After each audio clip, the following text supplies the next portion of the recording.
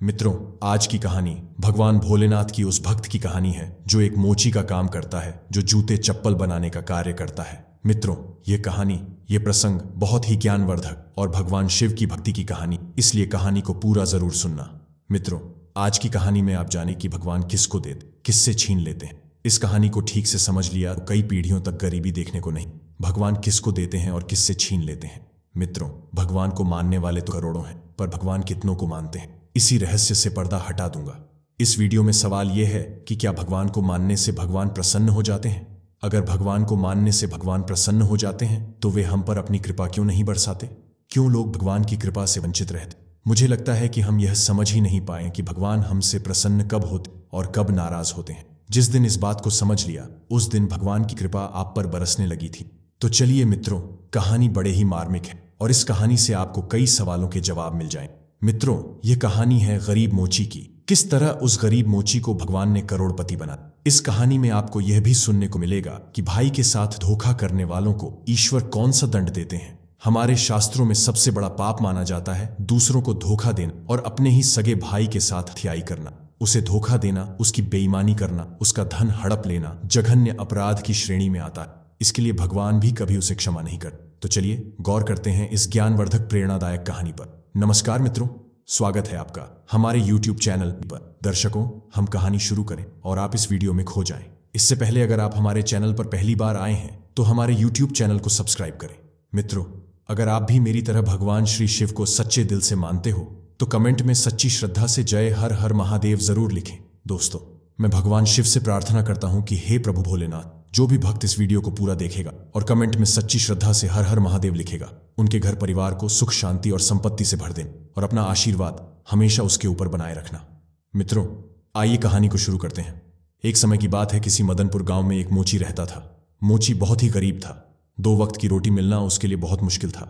वह मोची लोगों के जूता चप्पल काटने का काम करता था।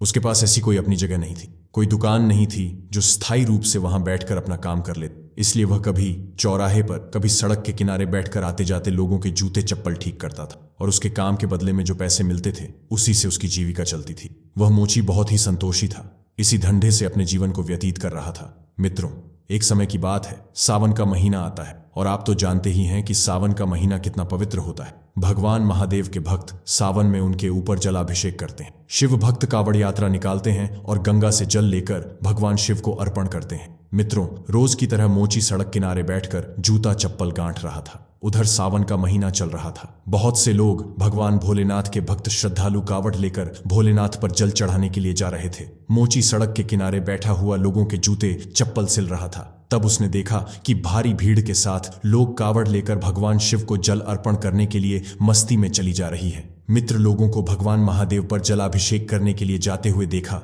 तो उस मोची के अंदर में एक भावना उत्पन्न हुई कि मैं भी भगवान शिव के लिए कांवर लेकर जाऊंगा और उन पर जलाभिषेक करूंगा। लेकिन वो बेचारा मन मार कर रह गया। सोचने लगा कि मेरे पास तो इतना पैसा ही नहीं, मैं कांवर कैसे ले जाऊंगा? मैं पूरे दिन कमाता हूं, तब सुबह शाम की रोटी मिल पाती है, फिर कांवर के लिए पैसे कहां से लाऊंगा? पूरे दिन काम करके बस इतना ही कमा पाता हूं। मोची यह सब बातें सोचकर मन को मार मार कर रह जाता है। लेकिन भगवान भोलेनाथ के प्रति उसके मन में भक्ति का भाव जागृत हो चुका था। उसने यह फैसला किया कि मैं भगवान भोलेनाथ पर कांवर लेकर जाकर जलाभिषेक जरूर करूंगा, लेकिन अभी नहीं तो अगले साल, जब सावन का महीना फिर से आएगा। दोस्तों, इस तरीके से विचार करने के बाद वो अपने रोज के काम में मस्त रहता, लेकिन उसे भगवान शिव के प्रति उसके मन में भक्ति बढ़ती चली गई। अब तो वो सुबह शाम भगवान शिव की पूजा करता था और पूरे दिन सड़क किनारे जाकर के लोगों के जूते चप्पल सिलता था। एक दिन की बात है, वो मोची एक दिन कहीं जा रहा था तो रास्ते में उसे कुम्हार की दुकान दिखाई पड़ी। कुम्हार मिट्टी के बर्तनों को बना रहा था। उस मोची की नजर पहुंचती है तो उसने देखा कि वहां पड़े गुल्लक रखी हुई थी जिसमें पैसे भरे जाते हैं। मोची ने जब उस गुल्लक को देखा तो विचार किया कि मैं रोज रोज जो पैसा कमाता है उसमें से 2 आर्स और 4 बचा बचा कर मैं उस गुल्लक में डालता रहूंगा। इसी तरह से मैं 1 साल में इतना पैसा इस गुल्लक में जमा कर लूंगा कि अगले साल मैं भगवान भोलेनाथ पर कांवर लेकर जल चढ़ाने जा सकूंगा, उन्हें जलाभिषेक कर सकूंगा। मित्रों, मोची उस गुल्लक को कुम्हार से ले लेता है और गुल्लक लेकर अपने घर पर चला आता है। घर आकर वह अपनी पत्नी से कहता है कि देखिए, हम गुल्लक लेकर आए हैं। पत्नी कहती है, जी, इसका क्या करोगे? मोची ने अपने मन की इच्छा अपनी पत्नी को बताई। कहने लगा, फिर ये हम जो रोज पैसा कमाते हैं उसमें से आज से हम पैसा R0.22 बचाकर इस गुल्लक में डाल दिया कर। धीरे धीरे गुल्लक में 1 साल में कुछ पैसे जमा हो जाए। उसके बाद उन पैसों से हमें कांवर तैयार करेंगे और सावन के महीने में भगवान भोलेनाथ पर कांवर जल लेकर चढ़ाने जाएंगे। मेरे मन में भी भगवान भोलेनाथ को कांवर चढ़ाने की इच्छा उत्पन्न हो रही। मित्रों, मोची की बात सुनकर उसकी पत्नी बड़ी खुश होती है और कहती है, स्वामी, आज अगर ऐसी बात है तो अब से मैं भी आपके इस काम में सहयोग करूंगी। मित्रों, अब तो वह मोची और उसकी पत्नी भगवान भोलेनाथ की पूजा करते, पूरे दिन अपना काम करते हैं। शाम को जो पैसा कमाकर मोची लाता है उसमें से जो पैसे जो बचते थे उसे गुल्लक में डाल देता। इस तरीके से समय बीतता चला गया और 1 साल के बाद में उसने अपने गुल्लक को भी भर लिया। इधर जब सावन का महीना आ जाता है तो सावन के महीने में हर साल की तरह भगवान शिव के भक्त अपने अपने कावड़ लेकर के जलाभिषेक करने के लिए भगवान शिव के मंदिर की ओर चल पड़ते हैं। इधर मोची ने जैसे ही देखा तो उसने भी सोचा, अब इस सावन में, इस साल में तो मैं जरूर भगवान शिव के ऊपर कांवर में जल चढ़ाऊंगा। मित्रों, अब वह अपने घर पर चला जाता है और घर पर जाकर के अपनी गुल्लक को तोड़ता है तो उसमें से जो पैसे निकलते हैं उन्हें ले जाकर बाजार से कावड़ तैयार करता है।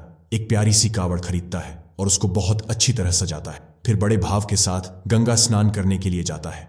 गंगा स्नान करता है और वहां पर अपने लोटे में जल भरकर उसे अपने कांवर में रखकर भगवान शिव का जलाभिषेक करने के लिए चल पड़ता है। अब तो मित्रों, शिव के मंदिर की ओर वह बड़ा खुश होकर कि शिव का गुणगान करता हुआ मोची चला जा रहा। कांवर उसने अपने कंधे पर रखी हुई थी और बड़ी ही मस्ती में बड़े भाव के साथ निष्काम भाव से भगवान शिव के मंदिर की ओर चलता चला जा रहा। मित्रों, आपको बता दें कि उधर भगवान शिव और माता पार्वती यह दृश्य देख रही थीं। कहते हैं, भगवान की नजरों से कोई नहीं बचा है, वो सबको देखते हैं। पर कुछ मूर्ख लोगों को लगता है कि चाहे जितना गलत काम करो, हमें कौन देख रहा है। वे लोग दुनिया वालों से तो डरते हैं पर भगवान से नहीं डरते। वे यह भूल जाते हैं कि कण कण में व्याप्त ईश्वर हमारा हर एक काम देख रहा है। मित्रों, भगवान शिव और माता पार्वती देख रहे थे तो पार्वती जी ने कहा कि हे प्रभु, देखो आपका कितना प्रिय भक्त 1 साल से बेचारा इस दिन के लिए पैसा जमा कर रहा। 1 साल के बाद में पैसा इकट्ठा करके इसने कांवर बनाई और आपके ऊपर जल चढ़ाने के लिए बड़े भाव के साथ चलता चला जा रहा है। मित्रों, तब भगवान शिव कहते हैं, हे पार्वती, देख तो मैं भी रहा होगा, तुम सही कह रही हो। ये मेरा भक्त मुझसे मिलने के लिए 1 वर्ष से योजना बना रहा है, एक R0.01 इकट्ठा कर रहा था। लेकिन अब मैं इस भक्त की परीक्षा लेना चाहता हूं कि मेरा भक्त असली है या न। इसके मन में वास्तव में मेरे प्रति आस्था है या फिर ऐसे ही ऊपर से मेरा नाम ले रहा। मैं देखना चाहता हूं मैं इसके दिल में बसा हुआ हूं कि नहीं। माता पार्वती ने मना किया, हे प्रभु, इसकी परीक्षा मत लो, बेचारा बहुत गरीब है। 1 साल से बेचारे ने पैसा इकट्ठा कर पाया है और आप परीक्षा लेकर उसे और भी ज्यादा दुख दोगे। अगर वह परीक्षा में सफल न हुआ तो बेचारा मन मार कर रह जाएगा और आपके ऊपर जलाभिषेक करने की उसकी इच्छा अधूरी रह जाएगी। भगवान भोलेनाथ कहने लगे, देवी, आप चिंता क्यों करते हैं? हमारे जो भक्त हुआ करते हैं वह सच्चे भक्त होते हैं और मैं उसी वक्त की परीक्षा लेता हूँ। जिस भक्त को मैं अच्छी तरह से जान लेता हूँ उसके हृदय में जाकर के देख लेता हूँ इस भक्त के अंदर हमारे प्रति भक्ति है या नहीं है, इसीलिए हमें इसकी परीक्षा जरूर करना चाहिए। पार्वती ने कहा, प्रभु, जैसी आपकी इच्छा। अब मित्रों, मोची तो झूमता हुआ भगवान भोले बाबा का कीर्तन करता हुआ कावड़ लेकर चलता चला जा रहा था। इधर क्या होता है, भोलेनाथ बूढ़े बाबा का भेष बनाते। जिस रास्ते से कांवर जा रही थी अपने अपने कांवर लेकर उसमें जल लेकर चले जा रहे थे, उसी रास्ते में जाकर के भगवान भोलेनाथ बूढ़े बाबा का वेश बनाकर बैठ जाते। अब तो उस रास्ते से जो भी कांवर वाला निकलता है तो भगवान भोले बाबा उससे पानी मांगते हैं कि भाई मुझे थोड़ा जल पिला दो, मैं बड़ा प्यासा हूं, प्यास की वजह से मेरा दम निकला जा रहा है, कृपया मुझ प्यासे को पानी पिलाकर मेरी जान बचाइए। मित्रों, एक दीनहीन बूढ़े आदमी को देखकर वे कांवड़िया उसे देखते हैं और कहते हैं, कैसा पागल बूढ़ा बैठा हुआ है, कह रहा है जल पिला दो। इसे यह भी नहीं पता कि यह जल हम भगवान शिव पर अभिषेक करने के लिए ले जा रहे हैं। अगर यह जल हम इसे पिला देंगे तो भगवान भोलेनाथ पर हम क्या चढ़ाएंगे? अब यह बूढ़ा मरे तो मर जाए, हमें इससे कोई मतलब नहीं। मित्रों, वहां से जितने भी श्रद्धालु गुजरते हैं भगवान शिव बूढ़े बाबा के भेष में सबसे पानी का आग्रह करते हैं, मगर कोई भी उन्हें पानी पिलाने के लिए तैयार ना हो। उधर माता पार्वती भी देख रही, इतने लोगों में कोई भी मेरे स्वामी को जल नहीं पिला रहा। कैसी भक्ति है, मनुष्य का दुख किसी को नजर नहीं आ रहा। दोस्तों, बहुत देर के बाद में जब वही मोची आता है जो भगवान की भक्ति में लीन था और जैसे ही वह उनके सम्मुख आता है भगवान के पास से होकर गुजरता है, बूढ़े बाबा के वेश में बैठे हुए भगवान भोलेनाथ उसे रोक लेते और कहते हैं कि बेटा, मैं बहुत प्यासा हूं, प्यास से मेरा दम घुट रहा है, अगर मुझे पानी नहीं मिला मेरे प्राण निकल जाएंगे, मैं मर जाऊंगा। मैंने कई कावड़ियों से जल मांगा लेकिन एक बूंद जल किसी ने मुझको नहीं, मैं प्यासा मर रहा हूं। कैसे यह भोलेनाथ के भक्त जो किसी प्यासे को एक घूंट पानी भी नहीं दे सकते? बेटा, बहुत बड़ी मेहरबानी हो अगर आप हमें यह जल पिला दें। तुम जिस लोटे में जल लेकर जा रहे हो ये जल्द ही मुझे पिला दो तो मेरी जान बच जाएगी। दोस्तों, बूढ़े बाबा की बात सुनकर मोची रुक जाता है और बूढ़े बाबा की ओर बड़े गौर से देखता है। सोचता है यह बाबा बहुत प्यासा मालूम पड़ रहे हैं, इसलिए जल मांग रहा। जल तो मैं इन्हें पिला दूंगा, लेकिन यह जल मैं भोले बाबा के ऊपर चढ़ाने के लिए ले जा रहा हूँ। मैंने 1 साल से पैसे इकट्ठे किए थे, तभी कांवड़ सजा पाई। बड़ी मेहनत की है और बड़ी खुशी से यह कांवड़ में जल लेकर मैं जा रहा हूँ। 1 साल से मैं इंतजार करता रहा कि कब सावन का महीना आएगा तो मैं भगवान शिव के ऊपर जलाभिषेक करूं। 1 साल के बाद मेरा यह सपना पूरा हुआ है। मित्रों, मोची उदास सोच विचार में डूबा हुआ। इतने में बूढ़े बाबा कहते हैं, बेटा क्या सोच रहे हो? मैं प्यासा मरा जा रहा हूँ, जल्दी से पानी पिला दो, नहीं तो मेरी मृत्यु हो जाए। बूढ़े बाबा को पानी के लिए गिड़गिड़ाता हुआ देखकर मोची एकदम करुणा से भर जाता है। उसने तुरंत भगवान भोलेनाथ से क्षमा मांग, कहने लगा, प्रभु मुझे माफ कर, मैं यह कावड़ और जल अगले साल तुम पर चढ़ा दूंगा। फिर से पैसा इकट्ठा करूं, फिर से गुल्लक में पैसा जमा करूं और अगले साल जब सावन का महीना आएगा तब मैं यह जल आपको अर्पित करूंगा। यह जल तो मैं बूढ़े बाबा को पिला देता हूं।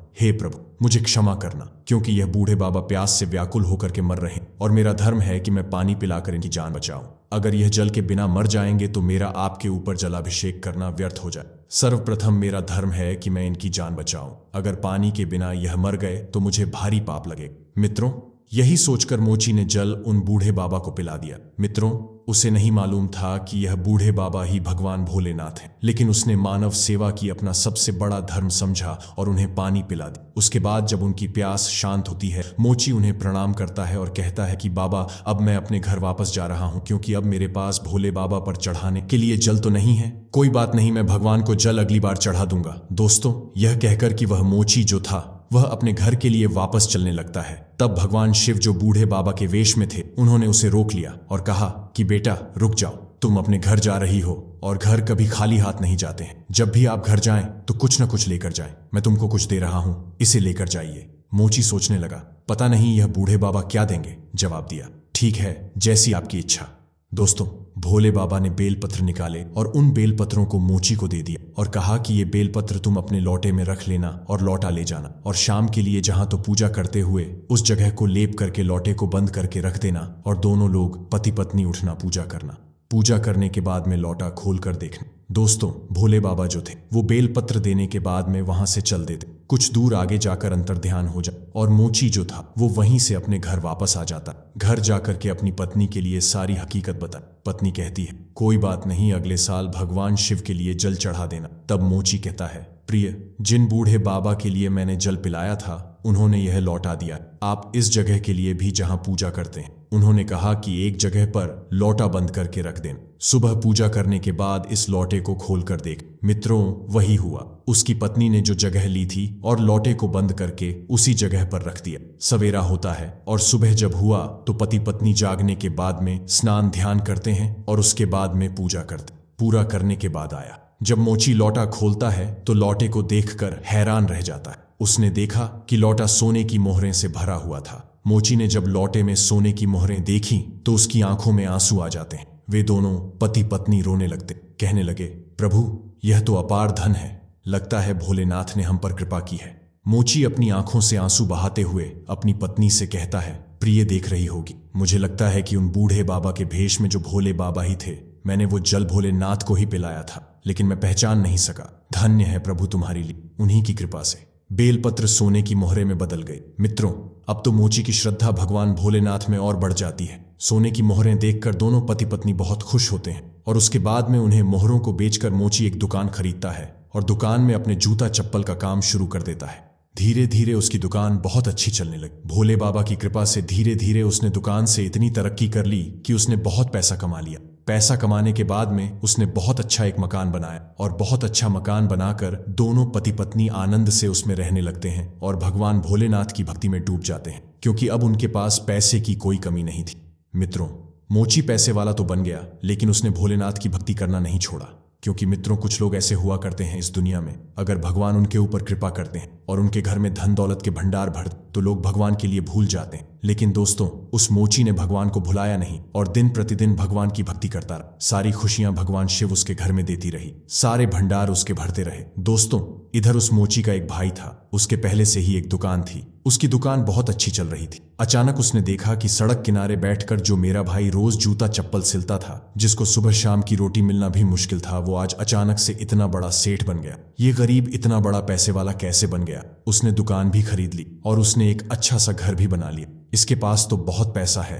अपने भाई की तरक्की देखकर उसकी छाती जल जाती है। उसके कलेजे पर सांप लौट जाता है। अपने मोची भाई की तरक्की उसे हजम नहीं होती। अब वह इस बात से दुखी रहने लगा कि देर रात मन ही मन अपने भाई से बैर करने लगा। मित्रों, यह स्वाभाविक है। अगर आपके पास धन अधिक हो जाता है, अच्छी कमाई होने लगती है, तो ऐसा करने वाले भी लोग बढ़ जाते हैं। दोस्तों, इस प्रकार मोची का भाई उससे जलने लगा। वो उसे किसी भी तरह से नीचे गिरा देना चाहता था। उसने क्या किया कि उस मोची के ऊपर चोरी का आरोप लगा दिया और गांव वालों से कह दिया कि इस मोर्चे ने हमारी दुकान से पैसे चुराए, हमारी दुकान से जूते चप्पल चुरा कर अपनी दुकान में रख लिए हैं। दोस्तों, गांव वालों ने उससे पूछा कि क्या तुमने चोरी की है? तुमने अपने भाई की दुकान से पैसे चुराए हैं? मित्रों, उसका भाई भी वहीं खड़ा हुआ था। भाई कह रहा था, हाँ भैया, इसने हमारी दुकान से पैसे चुराए हैं और सामान भी चुराया है, इसलिए इतना बड़ा पैसे वाला बन गया है। मित्रों, अपने भाई की बात सुनकर वह मोची रोने लगता है और कहता है, नहीं नहीं भाई, मैंने तुम्हारा कुछ नहीं चुराया है। यह तो बूढ़े बाबा की कृपा है, उन्होंने ही मेरे लिए सब कुछ दिया है। मित्रों, उसने सारी बात बताई, सारी घटना ज्यों की त्यों कह सुनाई, लेकिन लोगों को विश्वास नहीं हुआ। लोग कहने लगे कि यह बूढ़े बाबा कौन है? मोर्चे ने जवाब दिया, बूढ़े बाबा अर्थात भोलेनाथ ने हमें सब कुछ दिया है। उसने बताया कि मैं भगवान पर जलाभिषेक करने जा रहा था। रास्ते में प्यासे बूढ़े बाबा मिले, मैंने उन्हें वो जल पिला दिया। उन्होंने मुझे बेलपत्र दिए थे, वो बेलपत्र ही सोने की मोहरें बन गई। उन्हीं मोहरों को बेचकर मैंने यह सब किया है, मैंने किसी की चोरी नहीं की है। मित्रों, मोची की बात सुनकर सब हंसने लगे और कहने लगे कि यह पागल है भोले बाबा, किसी को देने के लिए स्वयं चलकर नहीं आते। जवाब दिया, नहीं, आप विश्वास करेंगे, ये भोले बाबा ने ही मुझको दिया है। लेकिन दोस्तों, कहते हैं ना, इस दुनिया के लोग बड़े अजीब हैं। जब तक चमत्कार नहीं देख लेती तब तक विश्वास नहीं करते। यही कारण है कि लोगों के पास भगवान भी आ जाए तो भी नहीं पहचान पाते, क्योंकि उनके ऊपर लोभ के नाम का पर्दा पड़ा हुआ है। लोभ लालच में इतने फंसे हुए हैं, इसीलिए भगवान को पहचान नहीं पाते।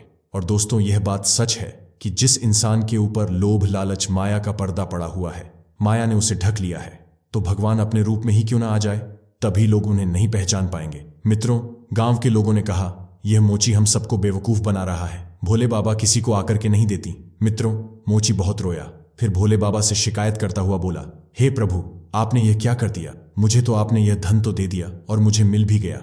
आपकी कृपा से मेरे पास सब कुछ हो गया। यह सब आपका है, आपने दिया है, पर आज मुझे चोर बना दिया गया। इस संसार के लोगों ने मुझे चोर बना दिया है। संसार के लोगों की छोड़ो, मेरे भाई ने ही मुझे चोर बना दिया। इससे अच्छा तो यही होता कि आप मेरे लिए सब कुछ देते ही नहीं, मैं गरीब ही रहता तो कम से कम मैं चोर तो नहीं बनता। मित्रों, इस तरीका से मोची भोले बाबा को याद करता है और बहुत रोता है। फिर दोस्तों, उसके भाई ने कहा कि देखो भाई, हम ऐसे नहीं मानेंगे, हम पूरे गांव की पंचायत बैठाई। ऐसे नहीं मानने वाला जब पंचायत बुलाई जाएगी तभी अपना अपराध स्वीकार करेगा। मित्रों, अगले दिन उसका भाई पूरे गांव की पंचायत बुलाता है। पंचायत में पूछा कि भाई, ये बताओ, तुम्हारा पैसा किसने छुड़ाया?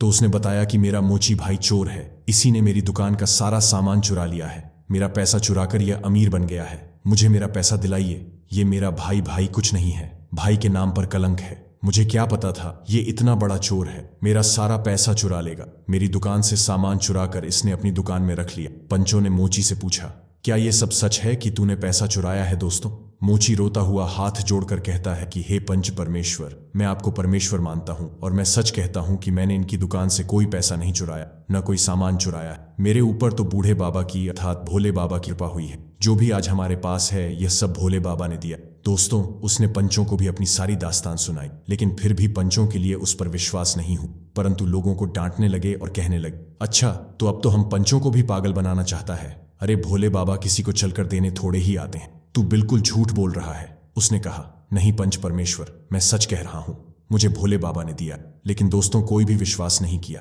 अब तो मोची बड़ा दुखी होता और भोले बाबा क्रोधित होते हुए बोले, दुष्ट लोग, तुम मेरे निर्दोष भक्त को क्यों परेशान कर रहे हो? इसमें किसी का कुछ नहीं चुराया है, इसे जो कुछ दिया है मैंने दिया है। मित्रों, जैसे ही भोले बाबा को सबने देखा तो सारे के सारे लोग उनके सामने नतमस्तक हो गए और क्षमा मांगने लगे। प्रभु क्षमा करना। भोले बाबा ने बताया कि उसका भाई बस भाई से जलता है, इसलिए उसने इस पर चोरी का इल्जाम लगाया है। सबसे बड़ा चोर, सबसे बड़ा दुष्ट, सबसे बड़ा स्वार्थी इसका भाई है। जरा सोचो, जब मेरा भक्त गरीब था सड़क पर जूते चप्पल बेचता था। 2 वक्त की रोटी मिलना इसके लिए मुनासिब नहीं थी, तो उसके भाई ने इतना पैसे वाला होते हुए भी कभी इसकी मदद नहीं की। इसलिए कभी अपने भाई से यह नहीं पूछा कि तुम्हें क्या दुख है, तुम्हें क्या परेशानी है, और जब मैंने उसे दे दिया तो उस पर चोरी का इल्जाम लगा रहा है। सबसे बड़ा दुष्ट इसका भाई है। हमारा भक्त कभी चोर नहीं बन सकता, यह झूठ बोलकर इसको फंसा रहा है। अब मैं तुम सब लोगों को नहीं छोड़ूंगा। मेरे भक्त को परेशान करने की सजा तुमको जरूर मिलेगी। दोस्तों, सारे के सारे लोग भगवान भोले के सामने जमीन पर नतमस्तक होकर गिर पड़े और सब क्षमा मांगने लगे। कहने लगे, प्रभु हमें माफ करना, हम आपकी लीला नहीं समझ पाए। मित्रों, सबने क्षमा मांगा। इसके बाद में भोलेनाथ का क्रोध को शांत होता है। फिर अपने भक्त मोची से कहते हैं, हे पुत्र, हमसे वरदान मांगो, मैं तुमसे बहुत खुश हूं।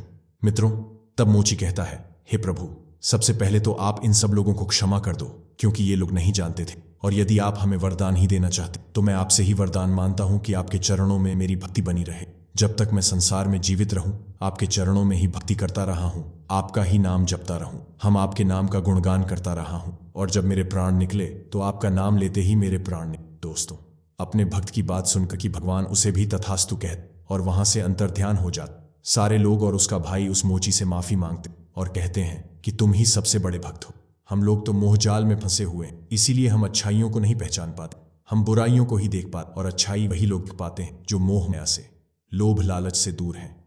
इस कहानी से हमको यह सीख में है कि भक्ति के अंदर बहुत बड़ी शक्ति हुआ करती। जिन भक्तों के अंदर भगवान से प्रेम है, निस्वार्थ भाव की सेवा है, उन्हें ही भगवान की कृपा मिलती है। भगवान से मांगने से पहले ही उन्हें उनकी आवश्यकता को समझ लेते। और जिनके अंदर अभिमान है, घमंड है, ऊपर से दिखावा है, समाज के प्रति दया भाव नहीं है, लोग सोचते हैं कि मैं बहुत बड़ा दान कर रहा हूं, यह जताने की भावना है। वे भंडारे का लाभ यह दिखाना चाहते हैं, लेकिन भगवान के प्रति भाव नहीं है, दिल में प्रेम नहीं है। दिखावे की बड़ी से बड़ी सेवा भी, बड़ी से बड़ी दौलत भगवान स्वीकार नहीं कर। भगवान उसी से प्रसन्न रहते हैं जो सब जीवों के प्रति दयावान रहता। जिनके हृदय में जीवों के प्रति कठोरता है, दया की भावना नहीं है, वे रात दिन भगवान के मंदिर में बैठे रहें, फिर भी भगवान उनकी नहीं सुनते। भगवान को प्रसन्न करने का अर्थ है समस्त जीव जंतुओं के प्रति दयावान रहना, किसी भूखे प्यासे, दीन दुखी, रोगी, बीमार की सहायता कर। तो मित्रों, ये थी आज की ज्ञानवर्धक वीडियो। अगर आप ऐसे ही रोचक कहानियों का लाभ अधिक से अधिक लेना चाहते हैं तो इस वीडियो को लाइक करके हमारे इस चैनल को अभी सब्सक्राइब कर,